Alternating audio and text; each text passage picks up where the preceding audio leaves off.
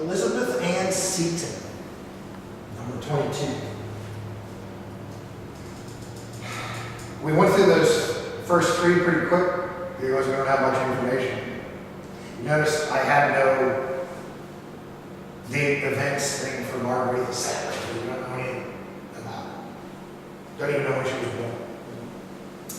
But now we get into 1700s, 1800s, and now all of a sudden the written record is a little gray. So Elizabeth Ann Seton, August 28, 1774, she's born in New York City.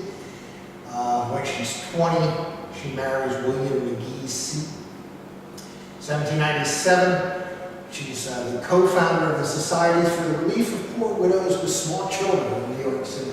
I love the way back in those days, Specific. organizations included their whole mission statement in their title. I love that. And it's very specific. Very specific. Very specific. I love that. 1802, her husband declares bankruptcy, and it is said that he eventually died as a result of the bankruptcy because he was so in such despair, sort of like the stock market crash at the end of the 1920s.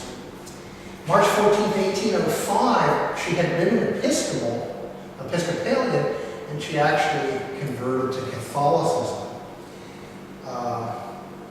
For her, that probably was a good idea because it became her springboard for, well, the reason we're talking about her today is because what she did as a Catholic.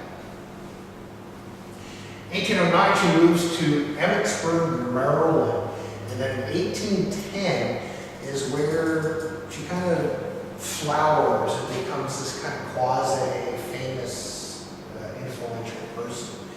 She establishes a congregation of religious sisters, the Sisters of Charity of St. Joseph, focused on the needs of the poor, and this happens on July 31st, 1810.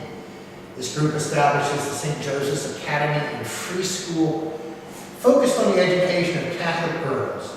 First free Catholic school in America, and this is, if we had a soundtrack, it would be dun dun dun dun. This is the beginning of the parochial school system in America.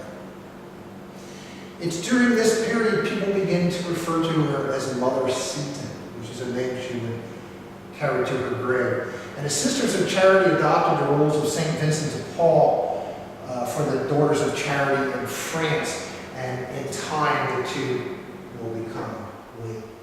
I don't know if you guys are familiar with St. Vincent de Paul. They run like charity. It's kind of like Goodwill, but it's a Catholic charity. January 1st, 1821, she dies in Emmitsburg, Maryland, of tuberculosis.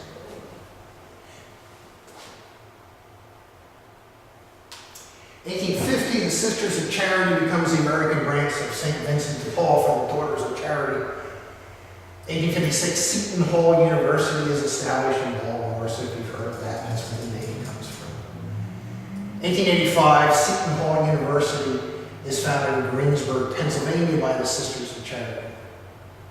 1899, the College of St. Elizabeth is established by the Sisters of Charity in Convent Station, New Jersey. And then we zoom ahead to 1963. She's beatified by Pope John XXIII. 1972, the Mother Seton House at Baltimore, Maryland is placed on the National Register of Historic Places. This is the one that I visited when I was much younger than I am today. And then September 14th, 1975, she's canonized by Pope Paul VI.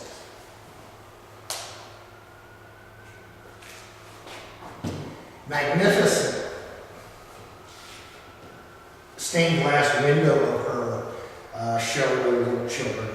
She really focused her later life on. And this is from the St. Joan of Arc Catholic Church in Powell, Ohio, which I thought an odd place.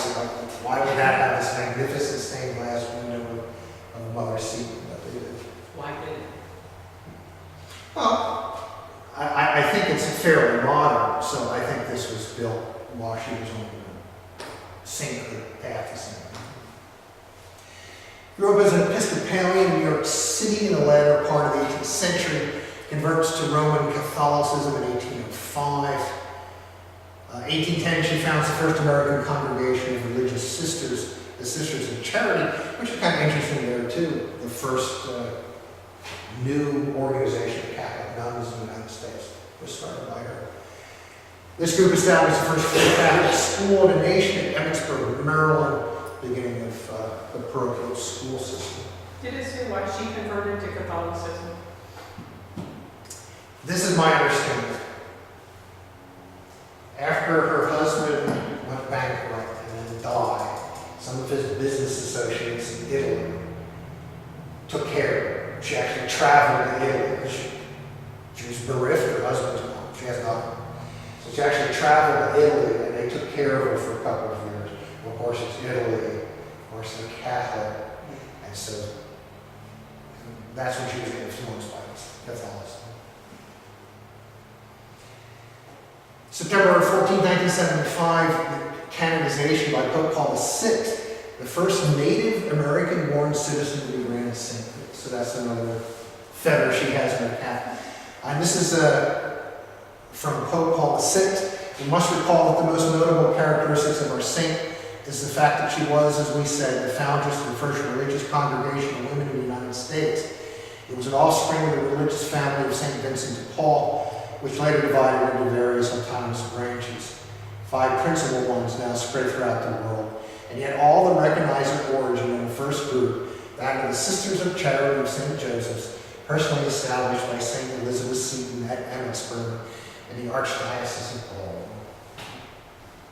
How many of you have heard of Elizabeth Seton? For St. Paul. Seton.